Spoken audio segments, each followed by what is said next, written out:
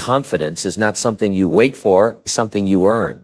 You earn it by showing up, even when you don't know what to say, even when your knees are shaking and your voice cracks. Because life doesn't reward the loudest man in the room, it rewards the man who takes steps forward while everyone else is still talking. When I was young, I was broken wallet and broken mind.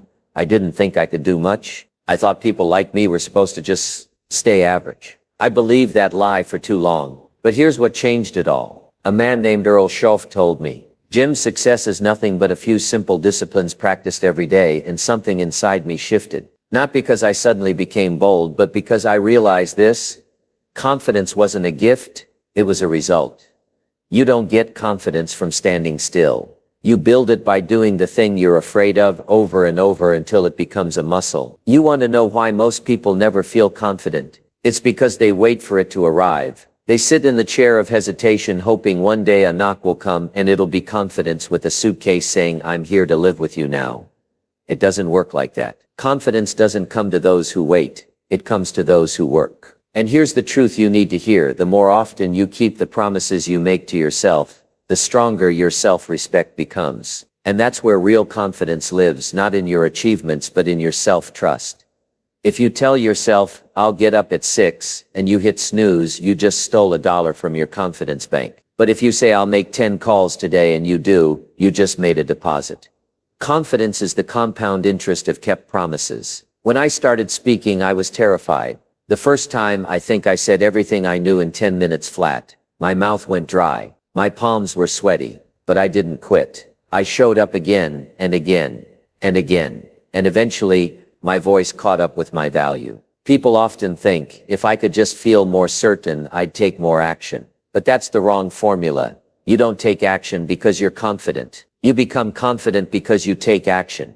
It's like walking into a cold lake. You don't wait to feel warm before you get in, you just walk in step by step and let your body adjust. Same with courage, same with skill, same with belief. You have to be willing to be bad before you can get good. You have to be willing to be uncertain before you feel unshakable. Confidence grows in discomfort. That's where its roots are. Ask anyone you admire, they weren't born with boldness. They built it in the trenches, in quiet rooms where nobody clapped, where they failed, doubted, cried, and still showed up the next day. So if you feel unsure right now, good. That means you're in the exact position required to grow. Now here's something I learned about human psychology. Most people are more comfortable staying in fear than walking through it. Why? Because fear is familiar. It's a known prison. Confidence, that's uncharted territory. That's scary because it demands you to become someone. You know what I call that? Emotional laziness. Yep, emotional laziness, choosing familiar fear over unfamiliar effort. But I'll tell you this, you either pay the price of discipline today, or the price of regret tomorrow. And regret costs more. Every time. Here's how you build it. Step 1.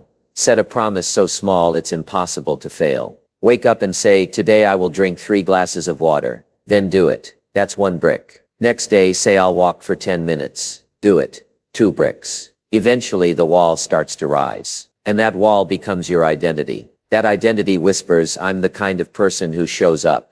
Confidence is not shouting. It's not loud. It's quiet power. The power that says, "I trust myself."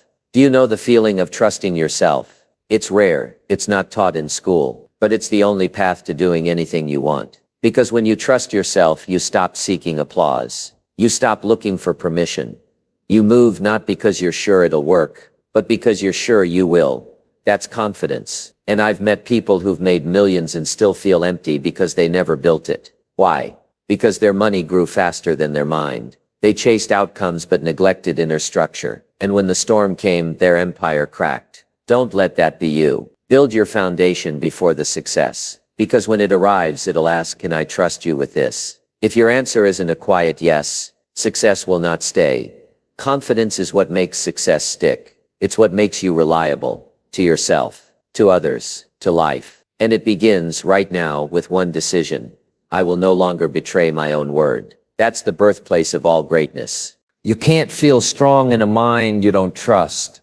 I used to coach young entrepreneurs and they'd always ask me, "Jim, how do I feel more confident before a pitch?" And I'd say, "How many times did you rehearse?" And they'd say, "Well, not enough."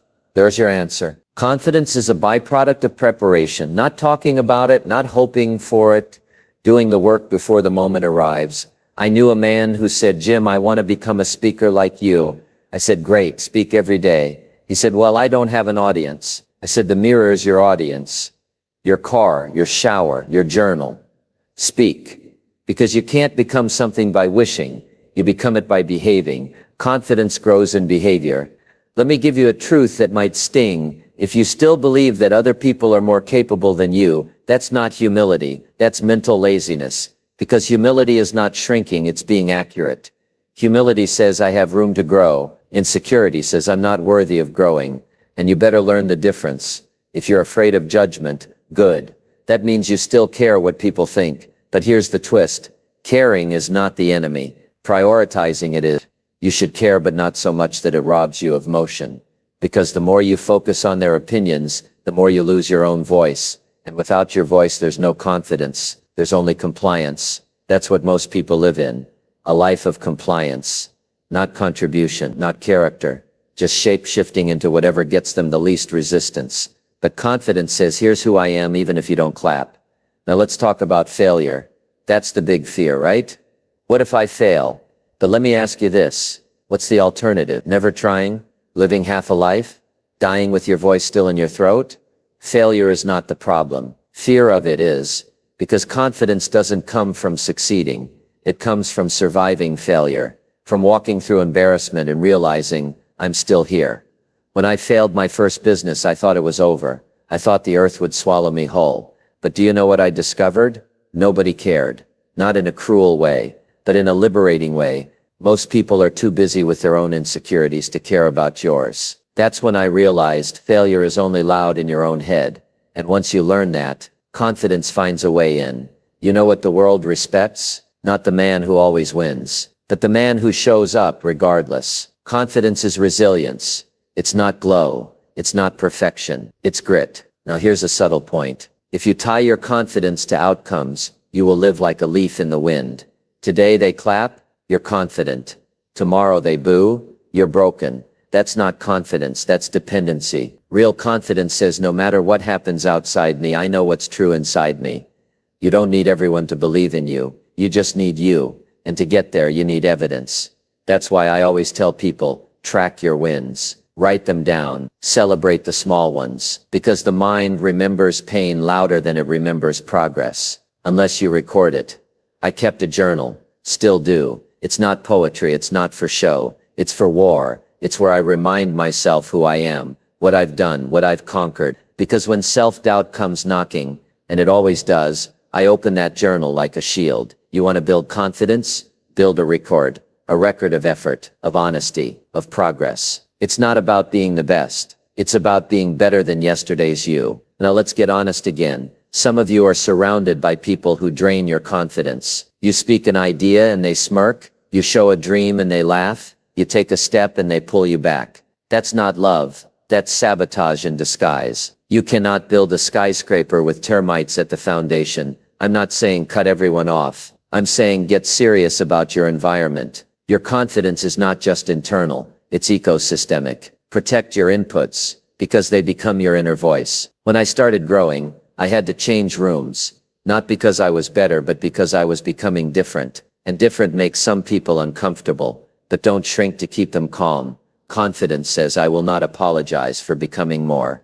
Now let's go deeper. You want to build confidence to do anything, then you need one thing most people never develop. Standards. Not dreams, not hopes. Standards. A dream is something you want. A standard is something you require. If your standard is I will speak up when I believe something, then confidence follows. If your standard is I will prepare before I perform, then confidence is earned.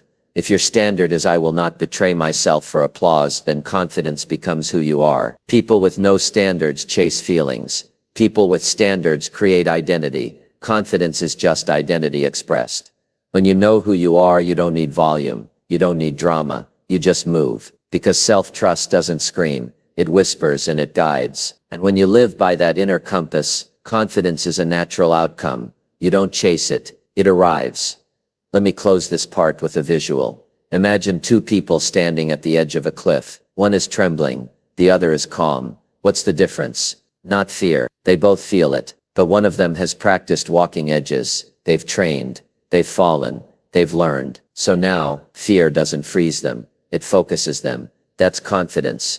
Confidence is not the absence of fear. It's the recognition of it, followed by movement anyway. And that recognition builds. Every time you choose action over avoidance, you don't have to shout to be powerful. You just have to move. Confidence doesn't grow in a single moment. It grows in patterns. And the patterns you repeat are the ones you ignore. See, life gives you two choices every day, the path of least resistance or the path of deliberate discipline. You take the easy path, you get ease now, pain later. You take the hard path, you get resistance now, confidence forever. And here's what most people never understand. Confidence is not built in the spotlight. It's built in the dark, when no one's watching, when there's no applause, when it's just you and your habit. I've said it for years, discipline is the bridge between goals and accomplishment, but it's more than that. It's the mirror where confidence is formed. Ask yourself, what's one area where you're still inconsistent? What habit do you start, then stop, then start again? That's the hole where your confidence leaks out. Fix that, and everything changes. You want to build the confidence to do anything? Start by doing something consistently. Anything. Make your bed every day. Read 10 pages. Make that call. Show up to the gym. Track your food. Practice that pitch. Speak that truth. It's not the size of the action, it's the repetition. Because repetition becomes rhythm. And rhythm becomes trust. Now let me show you the enemy. It's not fear. It's not criticism. It's not even failure. It's distraction. The quiet thief that steals your focus, and with it, your confidence. We live in a world that profits from your confusion. Your insecurity is a business model. Your hesitation is monetized. You think scrolling through strangers' lives is harmless? It's not. It's a subconscious signal to your brain.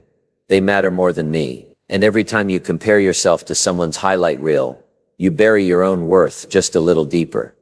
Confidence doesn't grow in comparison. It grows in clarity.